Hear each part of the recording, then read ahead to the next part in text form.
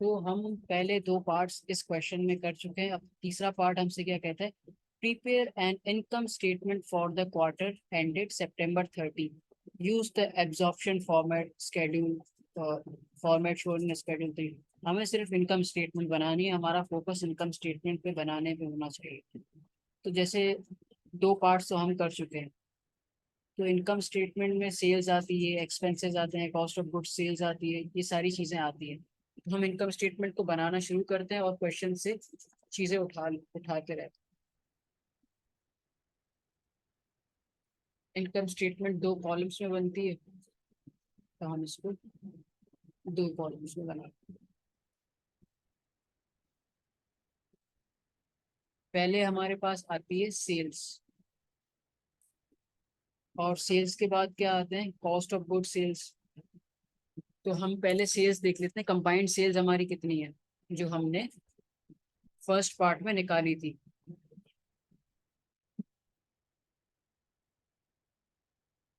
तो हमारी सेल्स कितनी है, ये रही आई गेस, ये तीन, 2,10,000 प्लस 2,20,000 प्लस 2,30,000। ये सेल कहाँ गिवन है, मैं दिखा देता हूँ। ये हो जाएगी 630,000 टोटल सेल्स। ये हमें क्वेश्चन में गिवन है, राइट। ये रिक्वायरमेंट 1 में क्या, जहाँ पे डिटेल्स गिवन है वहां पे ये तीनों सेल्स गिवन है, इनका टोटल कितना होता है, 6,30,000। यही सेल्स यही सेल्स हम अपनी इनकम स्टेटमेंट में रिकॉर्ड कर देंगे। भाई ये हमारी सेल्स कितनी है, 6,30,000। अब क्या करेंगे, less cost of goods sold. Cost of goods sold निकालने का फॉर्मूला क्या होता है, opening inventory, opening opening inventory add purchases, add merchandise, merchandise purchased. फिर इन दो, अभी हमारे पास ओपनिंग इन्वेंट्री देखनी है, तो ओपनिंग इन्वेंट्री हमने यहाँ निकाली हुई थी, ये परचेज मर्चेंडाइज में। और यहाँ पे याद है मैंने आप लोग को स्टार मार्क करवाया था। तो इसमें हम ओपनिंग इन्वेंट्री 62,000 रिकॉर्ड करेंगे और क्लोजिंग इन्वेंट्री 43,200 ये रिकॉर्ड करेंगे। तो ओपनिंग इन्वेंट्री हमारी है 62,000, तो यही इन्वेंट्री हम रिकॉर्ड करेंगे। और टोटल परचेजेस हमने कितने की करी थी, ये वाली टोटल परचेजेस, टोटल परचेजेस हमने ये करी थी। तो टोटल परचेजेस हमारी कितनी है, 3,77,200 लिख लेते हैं। ओपनिंग इन्वेंट्री हमारी कितनी थी, 62,000। 62,000 हमारी ओपनिंग इन्वेंट्री थी, और 3,77,260 हमारे परचेजेस थे। सही है, यहाँ तक समझ में आ गया। चलो ठीक है।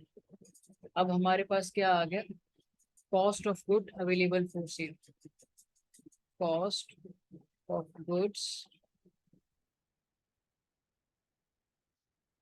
अवेलेबल फॉर सेल, यानी वो गुड्स या वो सर्विसेज जो अब हम सेल्स के लिए इस्तेमाल करेंगे। तो इसका टोटल कितना होगा, 4,39,000, 4,39,200, ये 200। तो हमारे पास cost of goods available for sales आ गया। अब क्या करेंगे, लेस क्लोजिंग इन्वेंट्री।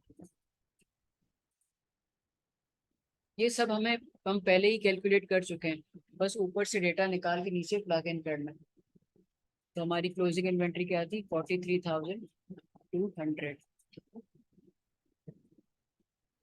अब हमारे पास कॉस्ट ऑफ गुड सेल्स आ जाएगा, तो ये हो जाएगी 39 ये हमारे पास कॉस्ट ऑफ सेल्स आ जाएगी। अब इसको जब हम सेल्स में से माइनस करेंगे तो हमारे पास ग्रॉस प्रॉफिट आ जाएगा। ग्रॉस प्रॉफिट कितना आ रहा है? 2,64,000। आई गेस यहाँ तक कोई चीज आपको प्रॉब्लम नहीं करेगी। ये सेल्स हमने ऊपर कैलकुलेट करी। जब हमने परचेज बजट बनाया था तो opening inventory, closing inventory, merchandise purchase सब हमने यहीं से उठाया था। जैसे टोटल परचेजेस है, ओपनिंग इन्वेंट्री है, क्लोजिंग इन्वेंट्री है। तो आप कंफ्यूज मत होइएगा कि जैसे परचेज मर्चेंडाइज में हमने ओपनिंग इन्वेंट्री को लेस किया था और क्लोजिंग इन्वेंट्री को ऐड किया था। इसमें कंफ्यूज मत होइएगा, क्योंकि हमने इनकम स्टेटमेंट में क्या किया, ओपनिंग को ऐड किया है, क्लोजिंग को माइनस किया है। असल में वहां पे हम प्रॉफिट निकाल रहे हैं, यहाँ पे हम परचेजेस निकाल रहे हैं। तो इसीलिए इसकी वर्किंग थोड़ी रिवर्स है। भाई ग्रॉस प्रॉफिट तो हमारा आ गया। अब क्वेश्चन में देखते हैं हमारे कोई एक्सपेंसेस तो नहीं थे। सही है। फोर्थ में क्या बोल रहा है, हमारे पास 60,000 के एक्सपेंसेस हैं, जिसमें से 5,000 डेप्रिसिएशन है और 55,000 एक्सपेंसेस हैं। तो टोटल हमारा एक्सपेंस कितना है?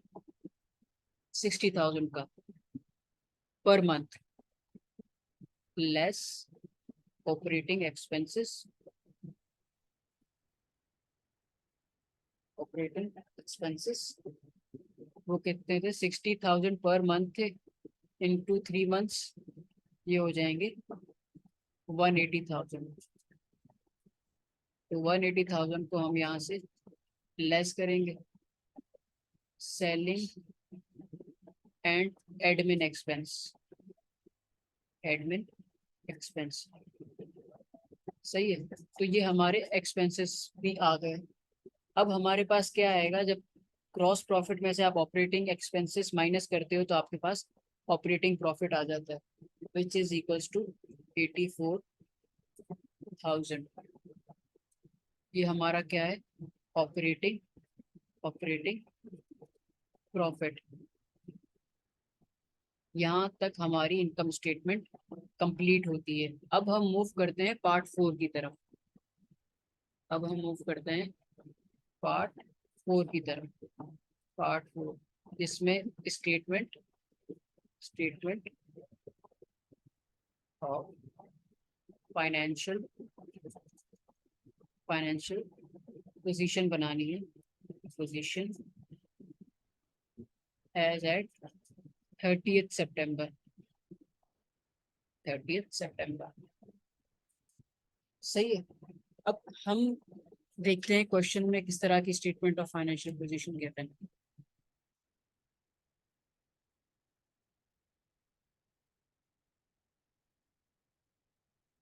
जैसे हम रिक्वायरमेंट 3 भी कर चुके हैं। अब रिक्वायरमेंट 4 क्या बोलती है? Prepare a balance sheet as at 30th सितंबर। अब हम ऊपर जाके एक दफा बैलेंस शीट को देख लेते हैं भाई कैसी बनी हुई है। यहाँ पे जो बैलेंस शीट बनी हुई है ना, वो सिंगल कॉलम बनी हुई है। यानी लास्ट जो बैलेंस शीट बनी थी वो 30th जून की थी। अब हमें बनानी है 30th सितंबर की। सही है। अब ये जितनी भी वैल्यूज हैं ये चेंज होगी। जैसे कैश हमारे बिजनेस में बहुत आया भी है, हमने एक्सपेंसेस पे भी किए हैं, तो कैश की अमाउंट भी चेंज होगी, अकाउंट रिसीवेबल चेंज होगा, इन्वेंट्री चेंज होगी, प्लांट एंड इक्विपमेंट की डेप्रिसिएशन भी चेंज होगी, टोटल एसेट्स हमारे टोटल डिफरेंट हो गए। तो हम क्या करते हैं, पहले कैश को कैलकुलेट करते हैं।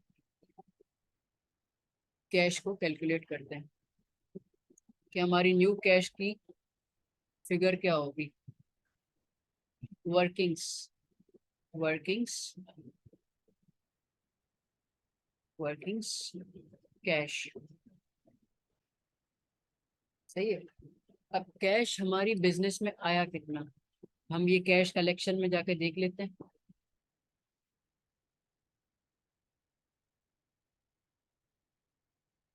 कैश कलेक्शन हमारी टोटल कितनी हुई है? 653,000। कितनी कलेक्शन हुई है? 653,000। तो हम जाके ये नीचे लिख देते हैं 653,000।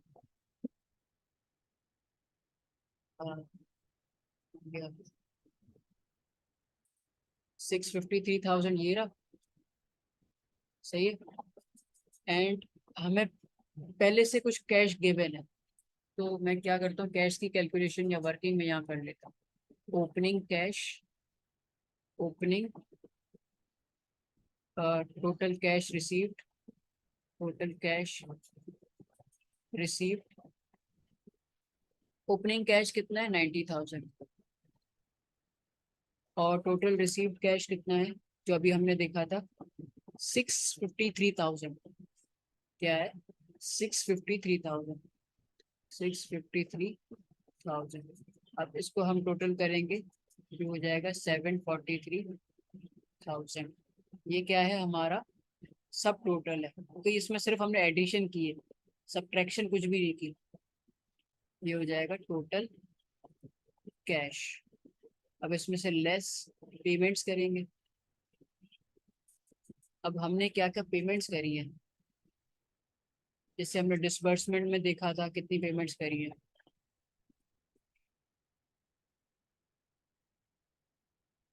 डिसबर्समेंट, परचेज बजट था ये, कैश डिसबर्समेंट पे टोटल हमने पेमेंट्स कितनी करी है 3,66,940, 3,66,940। तो ये हम लिख देंगे ऊपर। मर्चेंडाइज परचेज, मर्चेंडाइज परचेज किया था, इसके लिए हमने कितनी पेमेंट करी थी 3,66,940। और और कुछ एक्सपेंसेस थे, और कुछ एक्सपेंसेस थे। हाँ जी बिल्कुल थे। हमने इसने यहाँ पे दिखाया था ना कि हर महीने कितने के खर्चे आते हैं 60,000 रुपए के, जिसमें से 5,000 नॉन कैश है, नॉन कैश है, और 55,000 कैश एक्सपेंस है। तो हम नॉन कैश को इंक्लूड नहीं करेंगे, सिर्फ कैश वाले को करेंगे। और पर मंथ कितना है 55,000, और 3 मंथ्स का कितना हो जाएगा 55 × 3, 50 50 पे 1,50,000, 1,65,000। तो ये हमारा एक्सपेंस है। सेलिंग एंड एडमिन, तो जब हम इसको नेट करेंगे तो हमारे पास रिमेनिंग कैश आ जाएगा 90,000, 653,000 माइनस 366,940, 165,000। ये हो जाएगा 2 lakh closing cash, closing cash. अब कैश की हमारे पास वैल्यू आ गई, तो हम जाके नीचे लिख देते हैं।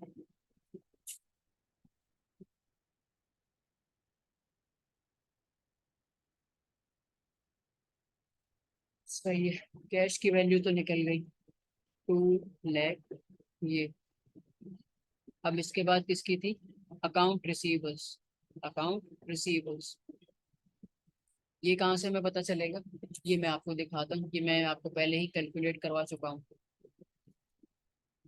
जैसे जब हम पार्ट 1 कर रहे थे तो मैंने आपको बताया था ना कि अक्टूबर, यो अगस्त, सितंबर, सितंबर की जो फर्स्ट पेमेंट होती है वो तो सितंबर में ही हो जाती है। जो रिमेनिंग अमाउंट है ना 143,000, वो हम रिकॉर्ड करेंगे as an account receivable closing. हमारा क्लोजिंग अकाउंट रिसीवेबल्स कितना है 143,000।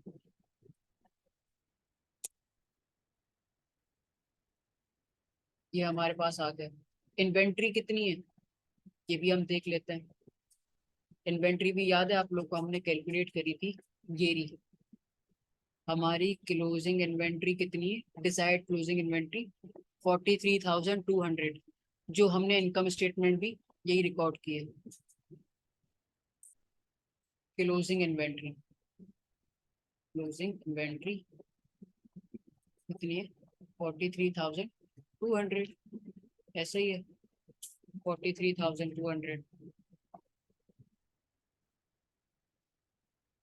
कैश हो गया, अकाउंट रिसीवेबल हो गया, इन्वेंट्री हो गई।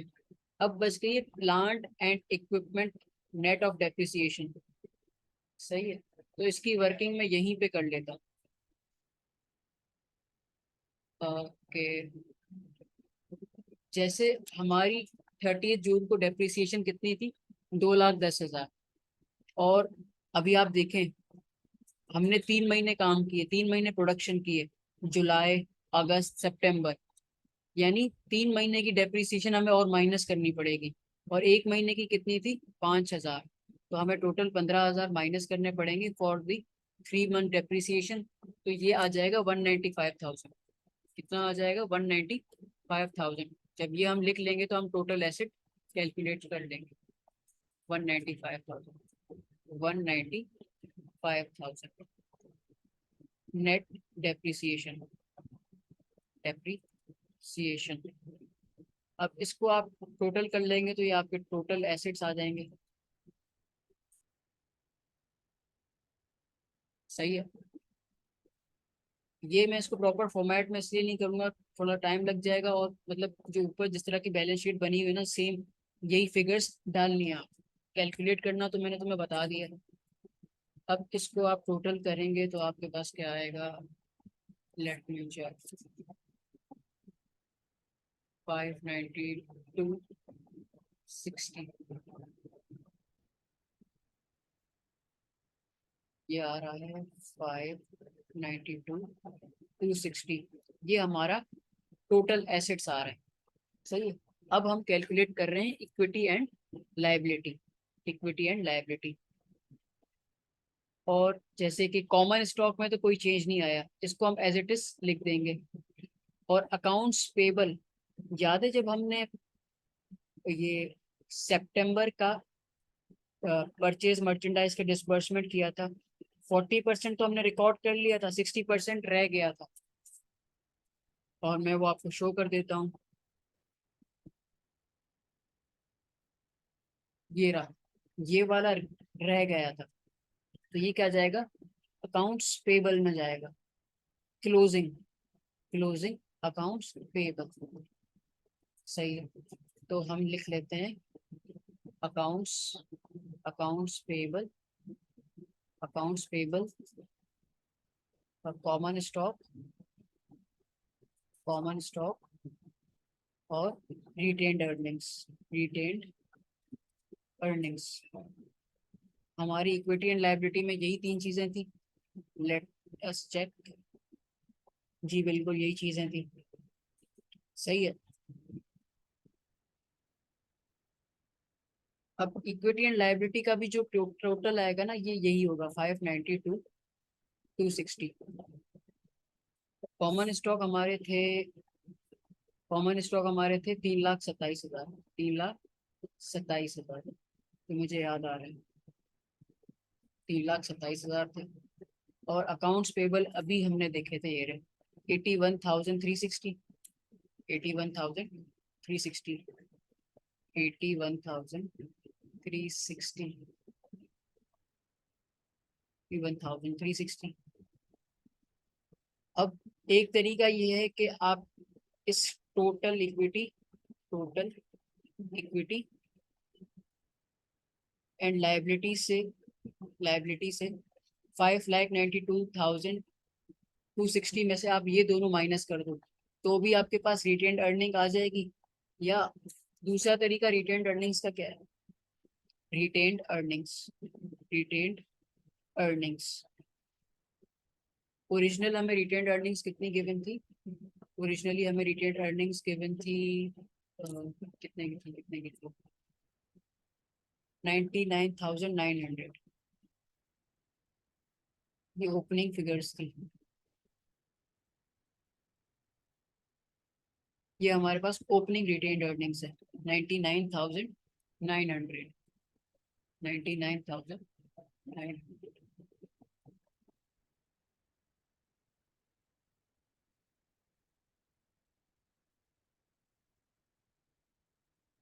आपको दिखा भी देता हूँ ऊपर से। ये रही 99,900। अब रिटेन्ड अर्निंग्स में चेंजेस कैसे आएंगे? याद रखिएगा, जैसे हमने इनकम स्टेटमेंट कैलकुलेट की, ये रही इनकम स्टेटमेंट कैलकुलेट की, इसमें प्रॉफिट कितना आया? 84,000 का। कितना आया? 84,000। आपने नॉर्मली कॉर्पोरेशंस पढ़ा होगा अकाउंटिंग के कोर्सेज में, उसमें क्या होता है कि जब आप ऑपरेटिंग एक्सपेंसेस माइनस कर लेते हो ना, तो आपके पास ऑपरेटिंग प्रॉफिट आता है।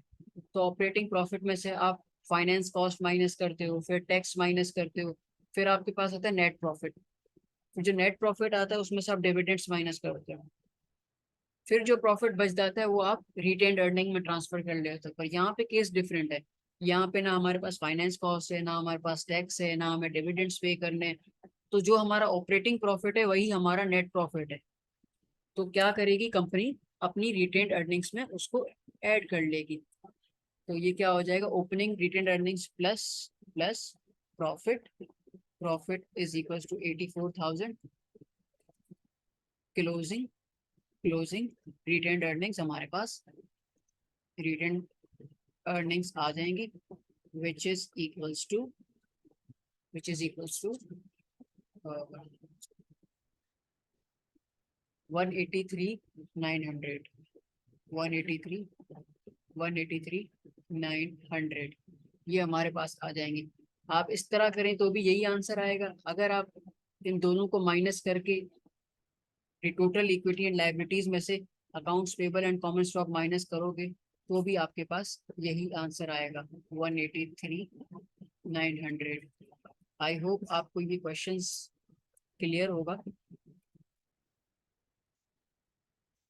जैसे पहले हमने कैश कलेक्शन का स्केड्यूल बनाया, फिर उसके बाद मर्चेंडाइज बजट बनाया, फिर उसकी पेमेंट्स की डिसबर्समेंट की, उसके बाद हमने इनकम स्टेटमेंट बनाई and finally statement of financial position. Finally हमारा क्वेश्चन कंप्लीट हो चुका है। Thank you.